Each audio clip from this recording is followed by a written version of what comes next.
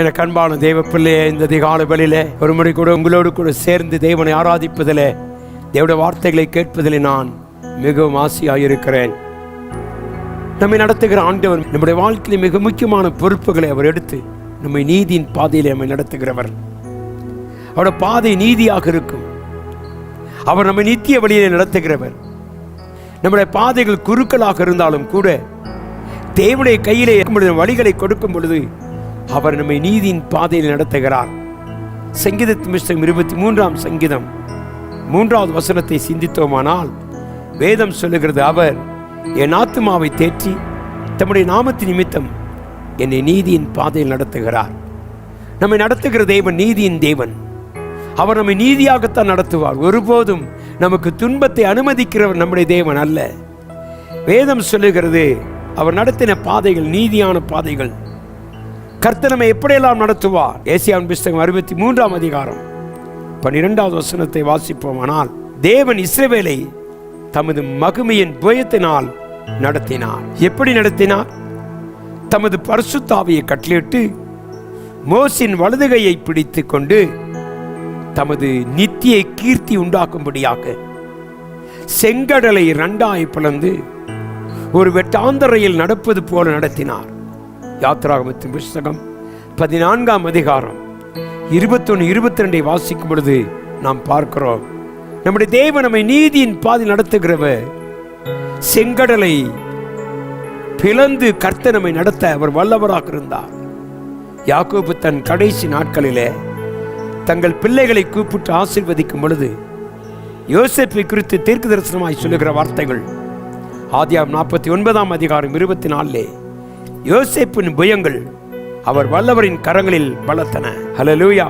யாத்திராகமம் 3:20 வாசிக்கும் பொழுது, ஆகையால் நான் என் கையை நீட்டி எகிப்திலே சகலவித வாதைகளால் வாதிப்பேன், என் ஜனத்தை விடுதலோடு நடத்தி அவர்களை விடுவிப்பேன் என்று கர்த்தர் சொல்லுகிறார்.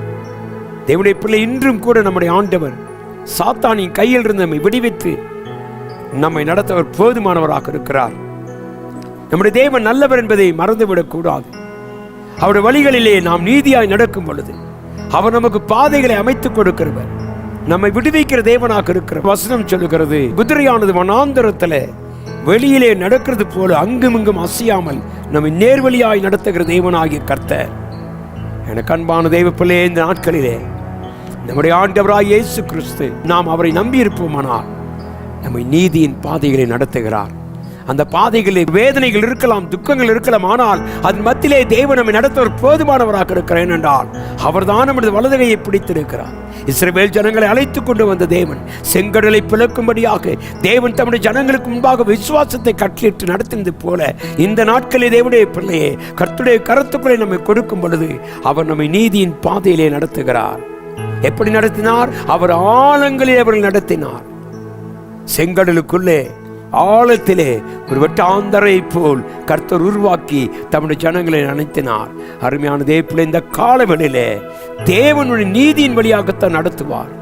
ஒருவேளை போராட்டங்கள் பிரச்சனைகள் இருந்தாலும் கலங்க வேண்டாம், ஏண்டால் அவர் பாதை நமக்கு நெய்யாய் பொழியும். அவர் நம்ம நீதியின் பாதையில் நடத்துகிற தேவனாகிய கர்த்தர் என்று சொல்லி நாம் பார்க்கிறோம். நம்முடைய தேவனாகிய கர்த்தர் மேல் நாம் நம்பிக்கை வைத்து கர்த்தரை முழுவதுமாய் சார்ந்து கொள்வோமானால் நம்முடைய வழிகளை அவர் நேராய் நடத்த வல்லவராக இருக்கிறார். அவருடைய பாதையில் ஒரு நாளும் தீங்கு இருப்பதில்லை. அவர் ஒரு நாளும் நமக்கு தீங்கு செய்கிற தேவனும் அல்ல, நமக்கு நன்மை செய்கிற தேவன். அவரை நோக்கி கூப்பிட்டார்கள், அப்பொழுது கர்த்தர் மனமிறங்கி அவளுக்கு இறங்கினார். செங்கடலை பிரிக்க செய்தார், வட்டாந்தரை நடத்தினார், ஆழங்களை அவர் நடத்தினார். ஒரு குதிரை எப்படி வனாந்தரத்திலே தனிமையாய் போகும்பொழுது அங்குமிங்கும் திசையாமல் நேர்வழியாய் போனதை போல நம்முடைய வாழ்க்கை ஒரு செப்பரேட்டப்பட்டு தேவனுடைய சமூகத்தில் நேராய் போவதற்கு கர்த்தர் உதவி செய்கிறார். இப்படிப்பட்ட தேவனை நீ தன்னுடைய ஆண்டவராக கொண்டு தேவனை ஆண்டவராக நாம் அறிந்திருக்கிறபடினால் நாம் பாக்கியவான்கள்.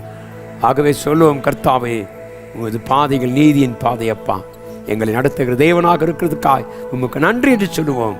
நம்மை நீதியின் பாதையிலே நன்மையாய் நம்மை நடத்துவார். பாதைகள் எல்லாம் நெய்யாய் பொழியும். கண்களை மூடி ஜெபிப்போம். எங்கள் அன்பின் நல்ல ஆண்டவரே, இந்த அருமையான கால வேலைக்காய் உமக்கு நன்றி செலுத்துகிறோம். இந்த வசனங்கள் மூலமாக எங்களோடு கூட பேசி வருகிறதுக்காய் ஸ்தோத்திரம். தொடர்ந்து எங்களை ஆசீர்வதியும், கனப்படுத்தும், பாதுகாத்துடும். இந்த நாள் முழுவதும் எங்களோடு இருந்து கர்த்தா வழிநடத்தும்படியாய் இயேசுவின் நாமத்தில் ஜெபிக்கிறேன் அன்பின் நல்ல பிதாவே, ஆமென். கர்த்தர் நம்மோடு இருப்பாராக. ஆமென்.